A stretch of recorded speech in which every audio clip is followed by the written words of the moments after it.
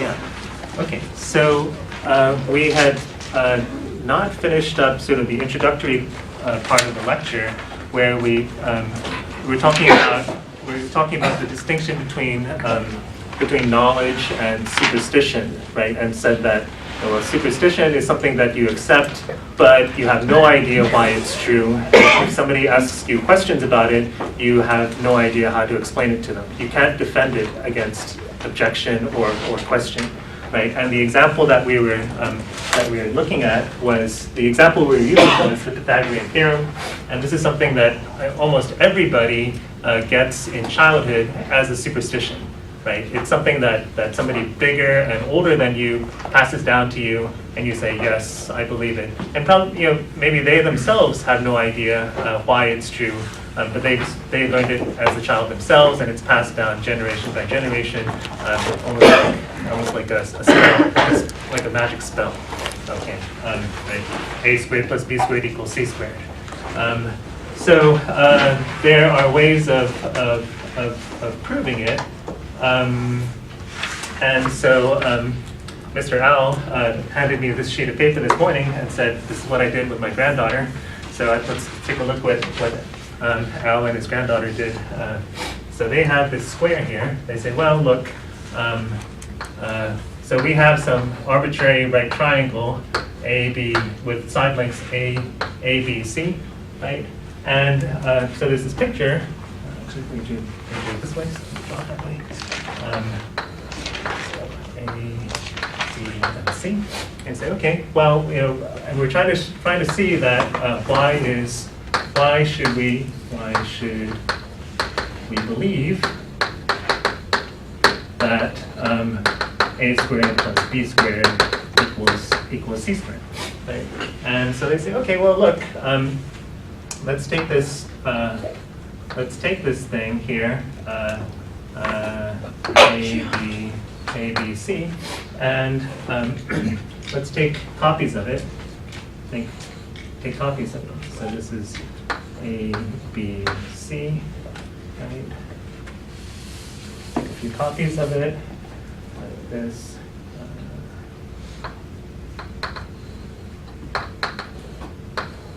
So A, B, C, and so here's the right angle, it's the right angle, it's the right angle, A, B, C. Okay. And say, okay.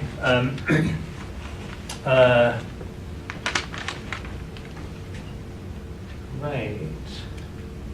And then, let me see if I understand what they did here.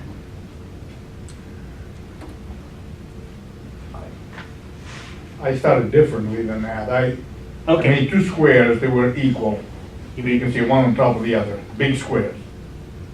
Two and squares. Then to make it really absolutely foolproof, I said you pick a point on any of the sides. I made sure to measure they were correct. Pick a point in any one, and then draw, right there, okay, draw the straight line from there to the opposite vertex of the square. No, sure, I'm sorry, a straight line, but so you make a triangle. Go from the point you have to the bottom, right? You have another point. No, not another point, all the way to the bottom. So that you have a triangle, all the way to the here. The square, right, exactly. Okay. So that obviously, she could have picked the first point anywhere she wanted. Okay. Now from there, you can make, that would be the hypotenuse of what you have. Then you would be able to make a square, that's what I did with that one there, which represented the hypotenuse squared. And underneath, where the sides were, I was able to show the two lengths A and B, make a square underneath it. And at that point, I asked her to cut out from each one of the two squares what were not the white part that I had there. And taking away the same amount from both, I reason you get the same amount. So the result that you have is that the two small squares equal the big square. I didn't do a really good job explaining, obviously. No, it's okay. It's okay. It's okay. It's just that what I've drawn here is different from what you have on the paper. Well, yeah, I picked in any way, yeah. So If you know, if you twist it around, you know, if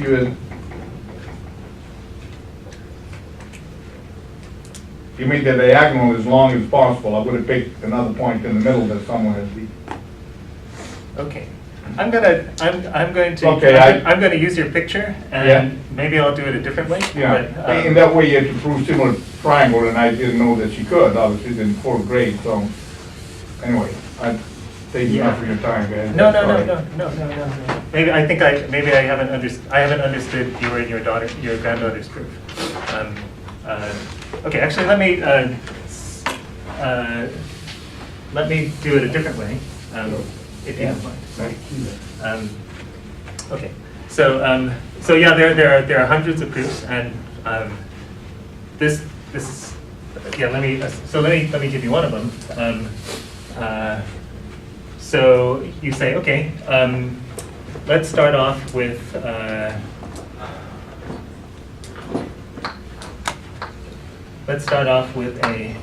triangle, a right triangle, and then let's take copies of it. So we take another copy of it here. Okay, this is A, this is A, this is B. Right. Take another copy of it. We take another copy of it. Oops. Another copy of it. Like this. Sorry, triangle's not that drawn. A, B, C, C. And take another copy of it like this.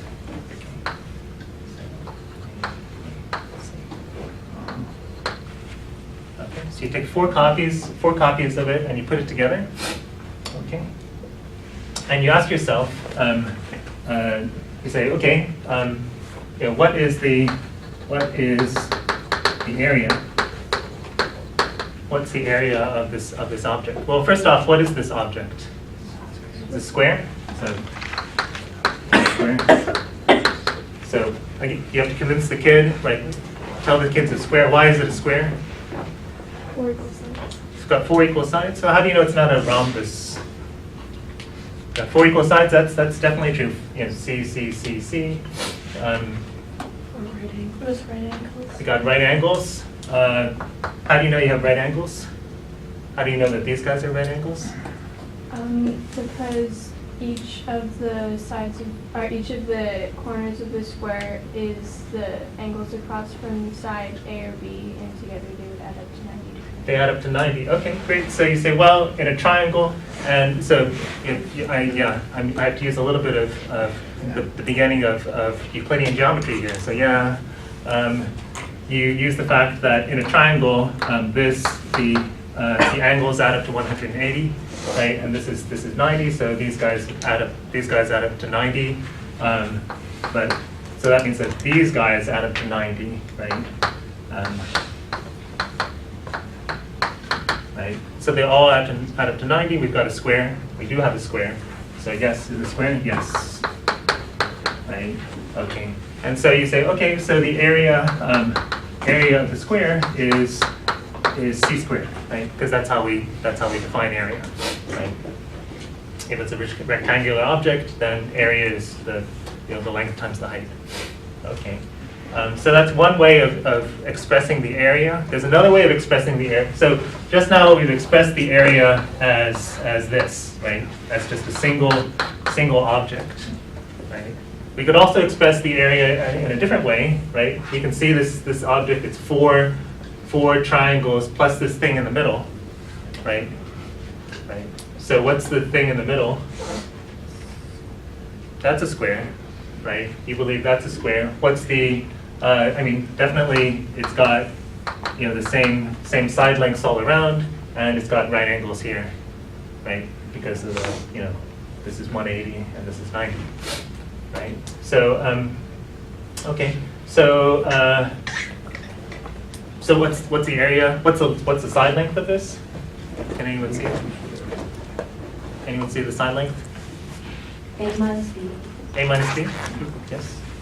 So the side length here is A minus B, right? And so the area can be also expressed as A minus B squared plus 4 times the area of the triangles, right? And the area of the triangles is 1/2 A times B.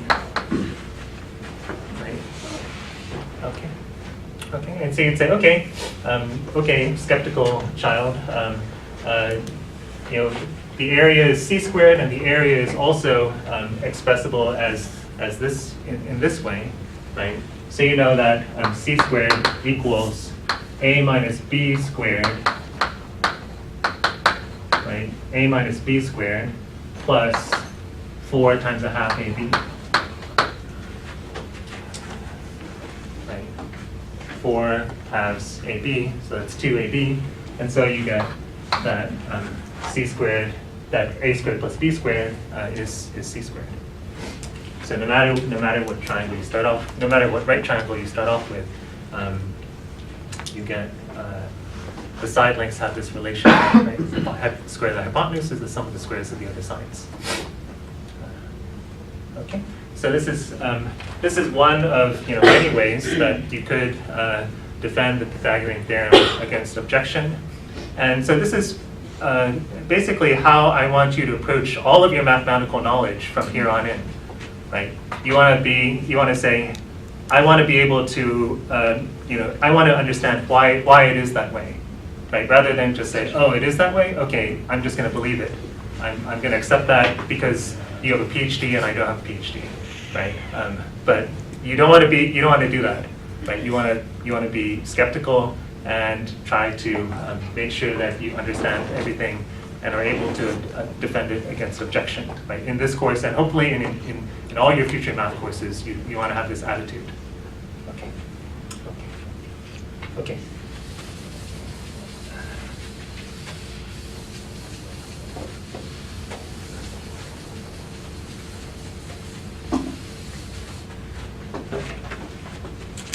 Okay.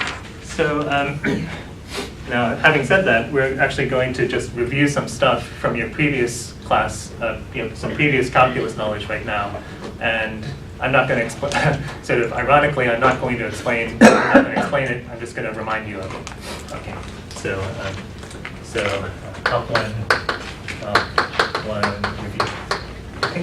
So here's some stuff that I hope you know. I hope you've seen before. If you haven't seen it before, that's okay. Some of it maybe not as emphasized. But this is the stuff that I think is important from Comp 1, right? The important parts of Comp 1. Okay. The first one we're going to start off with is something called the extreme value theorem. Okay. The extreme value theorem. And this is something that I think most teachers don't emphasize, but it's actually the heart of calculus. Okay. Lots of results in calculus actually rely on the extreme value theorem. So I'm gonna pull it out just to emphasize its importance. Okay. Does anybody know the extreme value theorem? Anybody heard of the extreme value theorem? Okay. Yeah, I don't remember it though. Don't remember it, Yeah. but you've heard of it. Yeah. Good. Okay. Extreme value theorem says this, that if f is a continuous function, if f is a continuous function on some closed and bounded interval ab, then f attains a maximum value somewhere in AB. Okay, and it also attains a minimum value.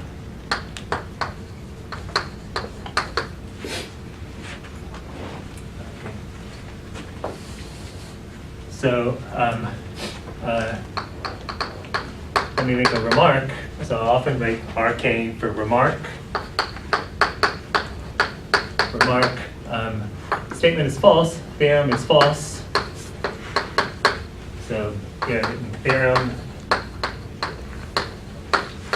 theorem is false if for f continuous on an open interval.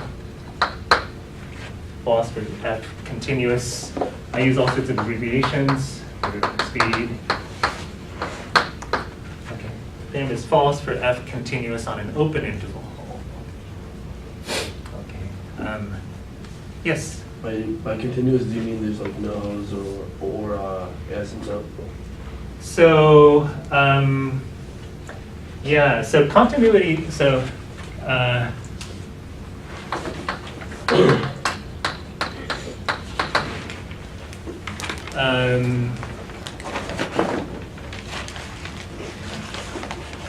so continuity, being continuous is something that I hope you've seen before in your Calc 1 class.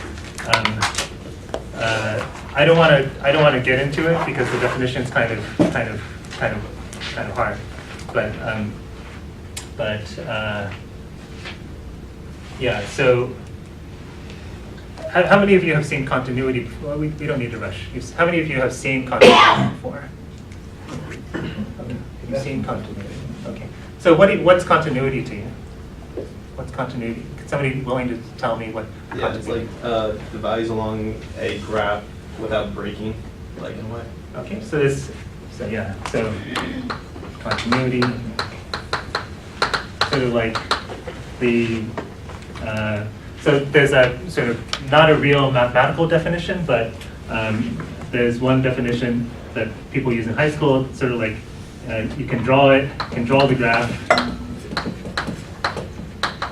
without lifting up your pencil.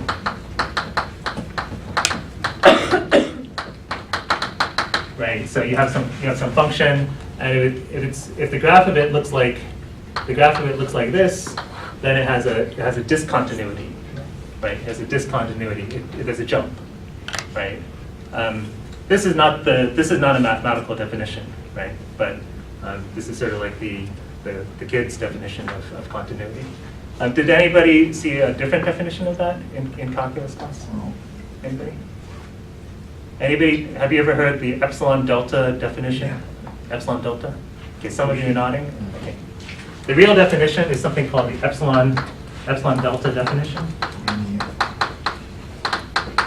of continuity. Okay, but I'm not gonna explain it because it'll take me, to do it properly, it'll take me the whole hour. Okay, it'll take me the whole hour to do it right. If you want, I can refer you. I can show you the link to the video from the Calc 1 class if you want to see it. I'm not going to ask you. This class is not going to need you to know the epsilon delta definition. Yes. I don't really understand your remark. Could you go over that again? Yeah, let me get back to that in a second once I finish. Once I put continuity away. Okay, but I'll get back to it in a second. Yeah. Okay. Anybody see another definition of continuity? Limit definition? Limits? Kind of. Okay. The slightly better definition, which is secretly the epsilon delta definition, is this, that f is continuous at a point C if, so here's the definition, f is continuous at a point C if the limit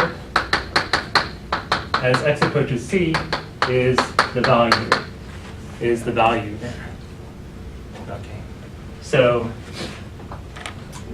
here we have something like this, and suppose that this point is C. Okay. The limit of the function, those of you, I hope you've seen limits before. The limit as x approaches C doesn't exist here. Right? There is no limit here, right? And so it can't be continuous, right? Or you could have something like this. The limit, let's say this is L. Okay. The limit of the function as x approaches C is L here, but the value of the function is not L, right? So the limit of the function is L, but the value of the function is different. Okay, so this would also be discontinuous. This was not continuous, right? If the limit of the function and the value of the function agree with each other, then it's continuous there. So this is the, I think this is the typical definition that you give in a calculus class. So f is continuous at a point if the limit as x approaches c is the value of the function there. So that's what so being continuous on this whole interval means that at every point you're continuous. Okay. Okay. So okay.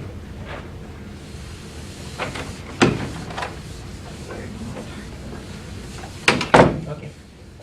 Okay, let's go back to the extreme value theorem. So I said the theorem is false. So extreme value theorem says that if you're continuous on a closed interval, then you're definitely going to attain a maximum value, and you're definitely going to attain a minimum value.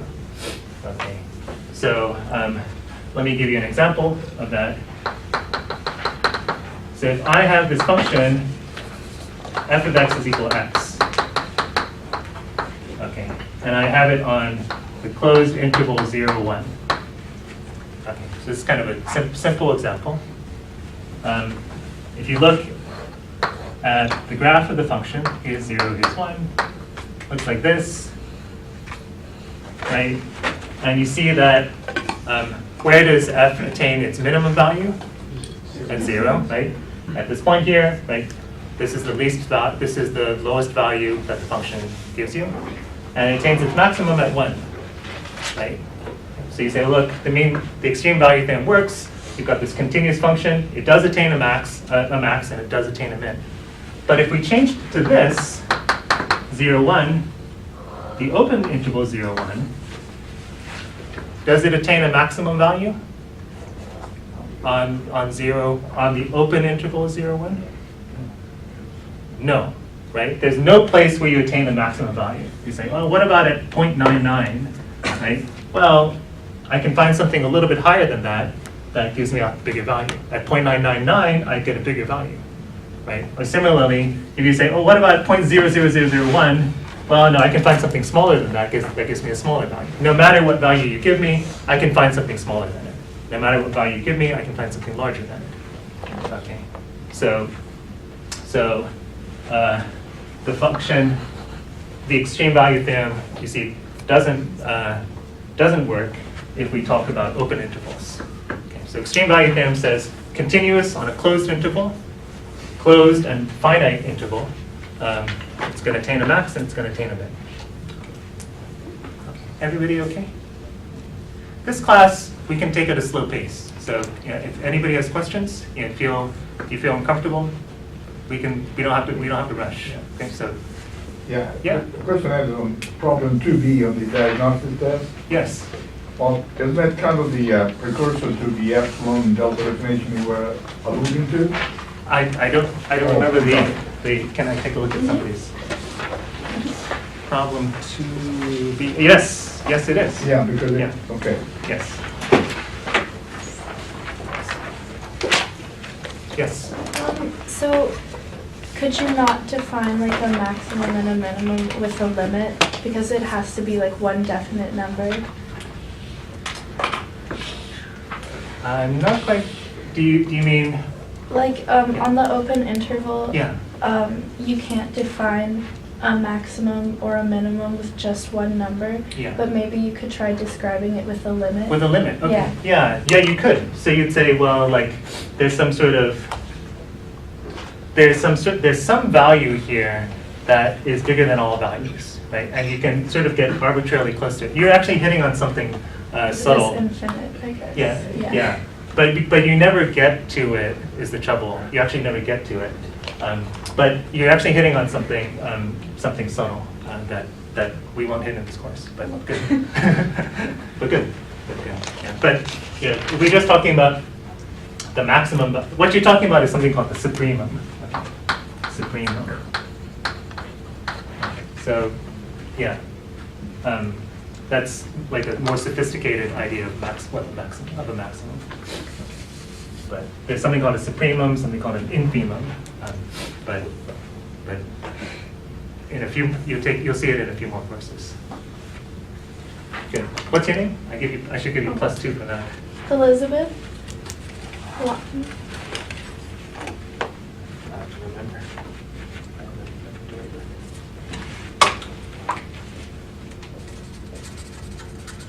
Elizabeth what? Lawton.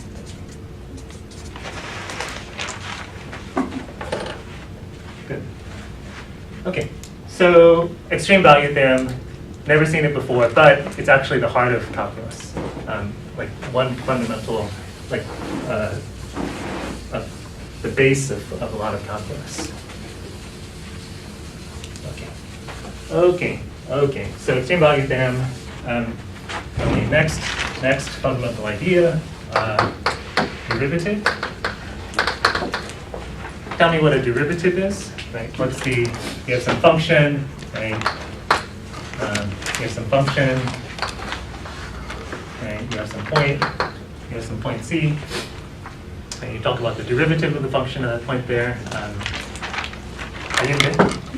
The instantaneous rate of change at a certain point. Instantaneous rate of change, so instantaneous rate of change.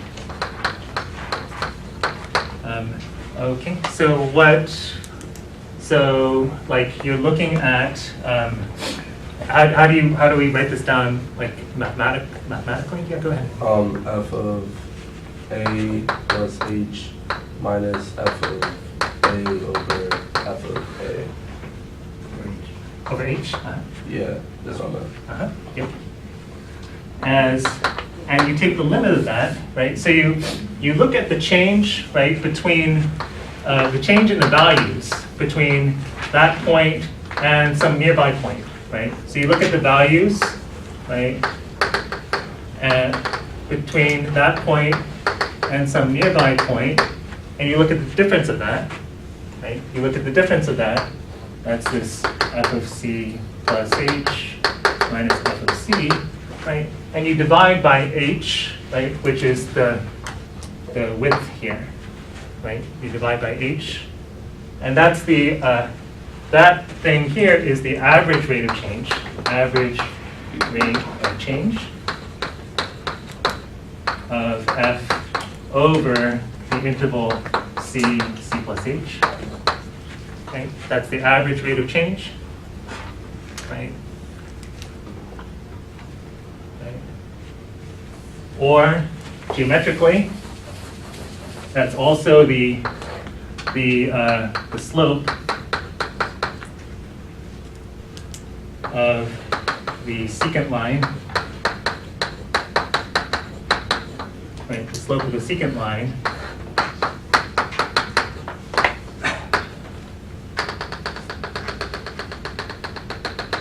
right? The slope of the secant line, right? The rise over the run, right? The rise over the run, right? Slope of the secant line over c plus h, right? And then what you do with that? You want the instantaneous rate of change, or the slope of the tangent line, right? And so what you do is you take the limit. The derivative is defined to be, the derivative at c is defined to be the limit of that average rate of change over the interval as the interval becomes infinitesimally short, right? Infinitely short. Right? So you take your interval, you're looking at the average rate of change, but you let the interval become shorter and shorter and shorter. You let the length of the interval tend to 0 with the limit. Okay. Right. Or similarly here, right? You take smaller and smaller intervals, right? You get different secant lines, and you see that you get ultimately the slope of the tangent line. So this becomes the instantaneous rate of change at point C, also called the slope of the secant line at x equals c. Right.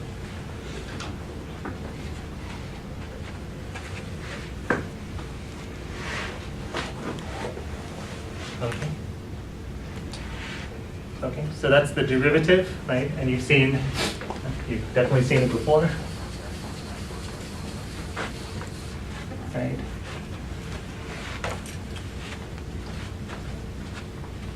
Okay, you see that it's all has to do with this notion of limit. Okay, there are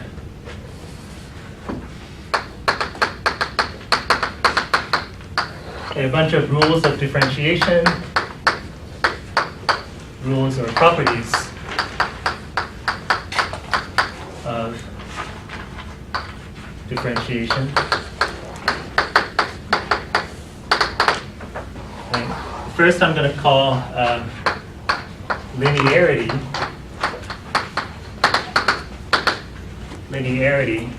And this comes in two parts.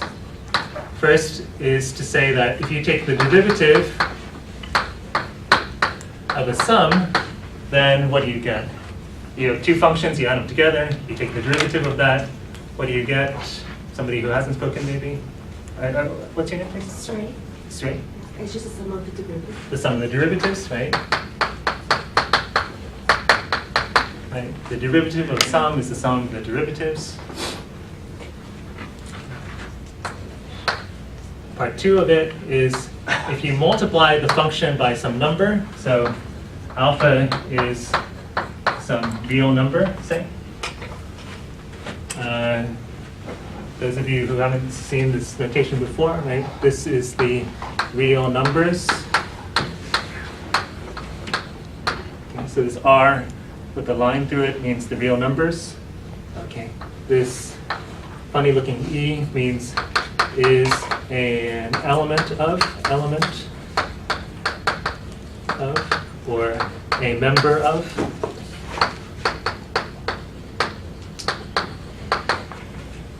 Is a member of. So we're multiplying, you take your function and you multiply it by some number, like 2. Okay. Just to make it concrete. So this alpha is some concrete number 2, fixed number. Okay. Then you differentiate it. What do you get? If you differentiate a multiple of a function, you get, it's easy, maybe it's too easy. Right. If I say, what's the derivative of 5 sine? Well, what's going to be? 5 times the derivative of the sine. Right? So you get alpha times the derivative of the function. Okay. The derivative of a multiple is that multiple of the derivative. These are all things you know. Maybe it wasn't so expressed in this formal form yet, but you know it. I'm sure. Okay. So these two things together are called linearity.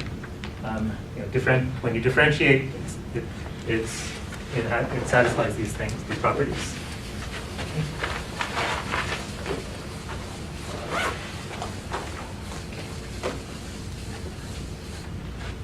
Other things you've seen before, product rule. Right? If you take the derivative of a product of functions, do you get the product of the derivatives? No, right? That'd be kind of cool, right? The derivative of a sum is the sum of the derivatives. The derivative of a multiple is a multiple of the derivative. The derivative of a product is what? You know it. So it's f derivative g plus Let me write this one. g derivative f. Yes. Okay. So the derivative of the first guy times the second guy plus the first guy times the derivative of the second guy. Okay. And you notice that I didn't write it exactly the way that you said it. That's because in Calc 3, the order is going to matter. You won't be able to switch the order like that in some cases. So I'm just going to write it like this. Okay.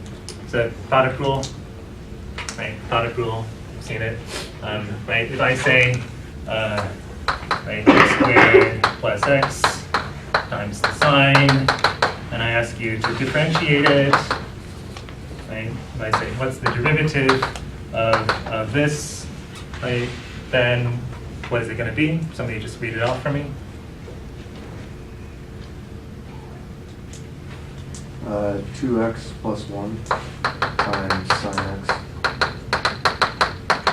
plus x squared plus x times cosine x. Okay. So you've got this nice rule, which is great because otherwise you'd have to figure it out using the limits or something, and not so easy. Okay, so the product rule. We also have the quotient rule. Right, talking about the derivative of a quotient, right? What's that? Somebody just tell it to me. F part of x times g of x minus f of x times g prime of x, f of x. So say it again. F prime of x g of x minus F of x times g prime of x over g of x squared. Or,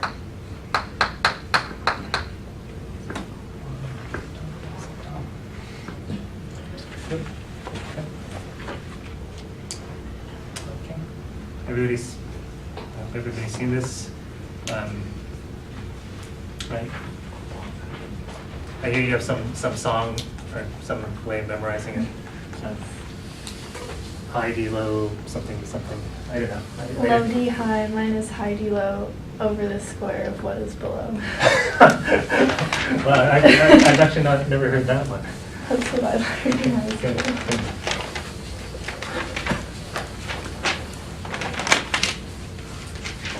Wow, it's a rhyme. I didn't realize. Mm-hmm. Okay. Okay. Chain rule. Right. Chain rule talks about if you're composing functions, right? The derivative of a composition of functions, right? So, everybody okay with this notation, the composition notation? Anybody uncomfortable? Right. If I write, so if my x is x squared plus x, my g is sine x, then f composed with g is f of g, right? You take the output of g and you feed it into f, right? So you take g and you feed it into f, it's going to be sine squared plus sine, right? If I wrote it the opposite way, right, then I'd be taking f and feeding that into the sine function, right? G composed with f would be the sine of x squared plus x. Okay, right?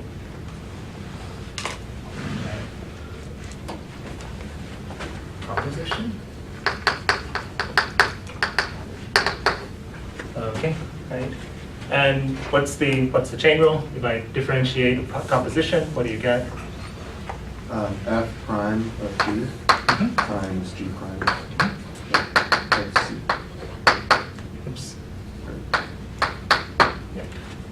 F prime evaluated at g times g prime. Right.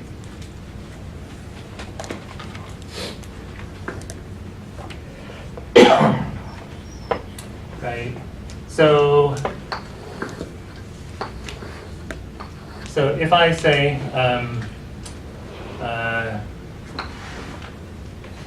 suppose that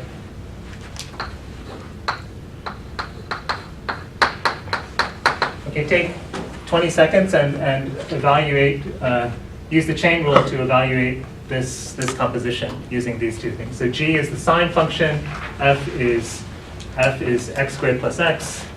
Take 10 seconds, write it down.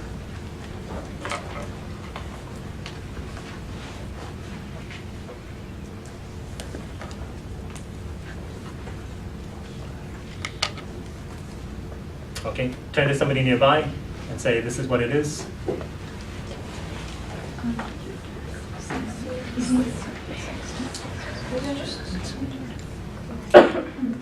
Okay. So what do you get? Well, you're going to get g prime evaluated at f times f prime, right? Well, g prime is what? Cosine, right? You take the cosine and you evaluate it at f. Well, f of c is going to be c squared plus c, right? Multiplied by f prime of c. What's f prime evaluated at c? 2c plus 1.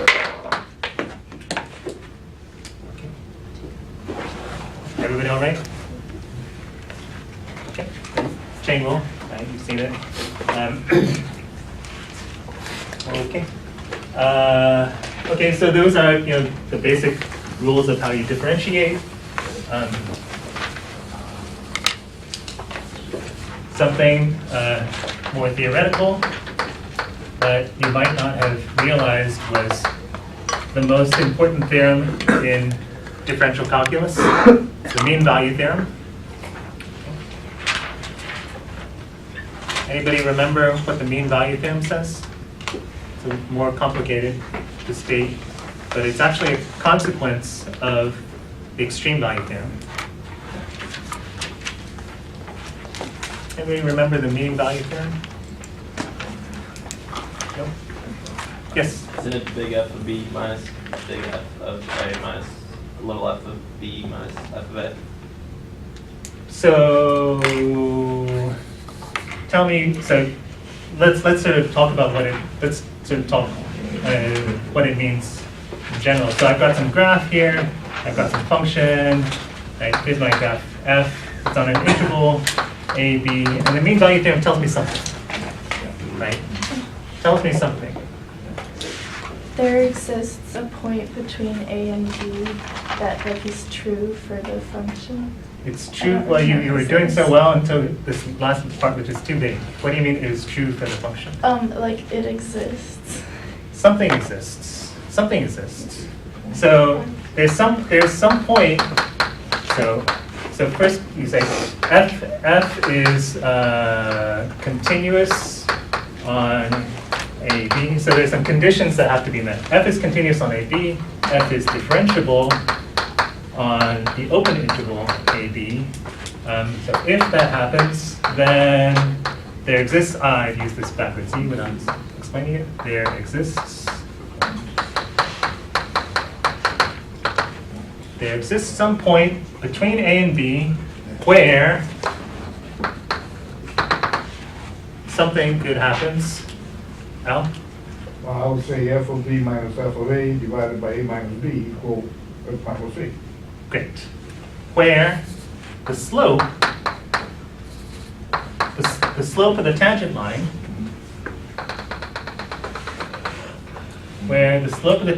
so in this graph, in this picture, it's here, where the slope of the tangent line equals the slope of the secant line through the endpoints. Where this equals the slope of the secant line over the whole interval. Okay. Yes? In your example, there's more than one, so consequently the theorem should be, there could be more than one point where there's that. So yeah, in mathematics, if we say there is a point, Okay. we mean there could be more than one, but we say there is one. And if somebody says, yeah, there's more than one, I say, well, we're not wrong, right? There is one. Yeah, it's a funny thing, but in mathematics, we don't say there is at least one. When we say there is one, we just mean there is one that exists. Yeah. Students in previous classes have tried to correct me on this as well, but but yeah, no, it's funny. There's some differences between mathematical language and vernacular English. Yeah. for example, when mathematicians say in general, we mean that it always happens. Like, in the general case, it's like this. But in English, when you say in general, you mean that there's some exceptions, right? But in mathematics, when you say in general, it means it's always the case. But in any case, so the mean value theorem, actually the most important theorem in differential calculus. Okay, so yeah. So yeah, there's some point. So in terms of velocities, there is some point where the instantaneous, over this time period, if you know the average velocity over the time period, there must be some point where you attained that average velocity, where your instantaneous velocity was that average velocity. Okay. Okay. Notion of antiderivative. I'm sure somebody can tell me what's an antiderivative. Like I have some function.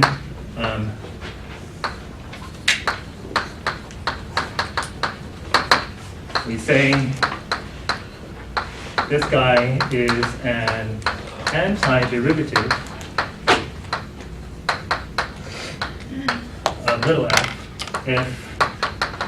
if what? It's an antiderivative. We call this guy an antiderivative if the little f vary by a constant. If what? If the little f vary by a constant. If little f. So if f is little f plus some constant? No. Yes? If big F prime is equal to little f. If big F prime equals little f.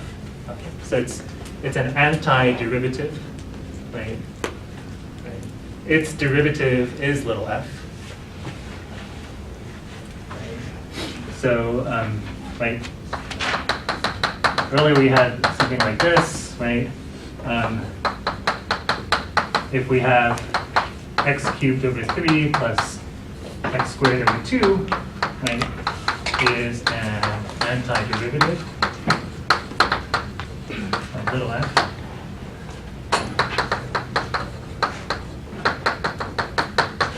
Right? This guy, if you differentiate it, you get that guy. Right? So this guy is an antiderivative.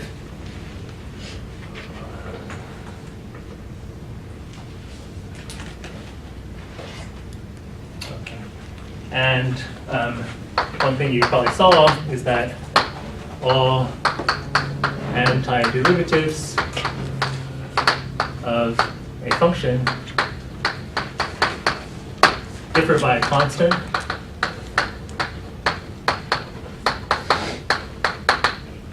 Right? So if you find one antiderivative, you basically found them all.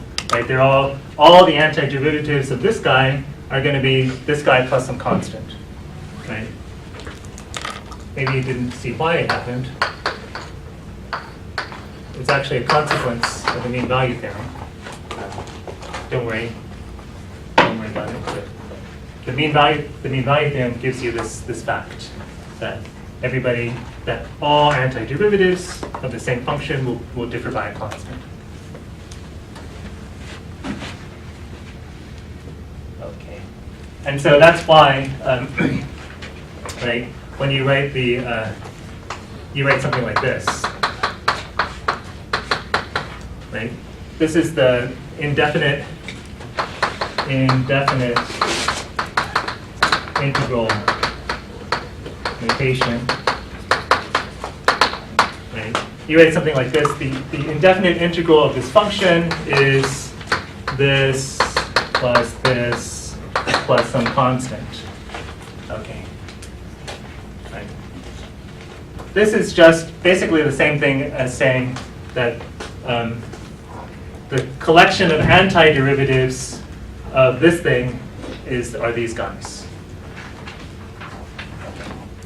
This thing is basically just another way of expressing this fact here, that this is an antiderivative of that. Okay. All this is saying is that this is an antiderivative of that, and that everything else, all the other guys differ by some constant. Okay. So let's stop here, and then we'll keep on going next time. I think there's no homework for today since we're still doing review. So take it easy.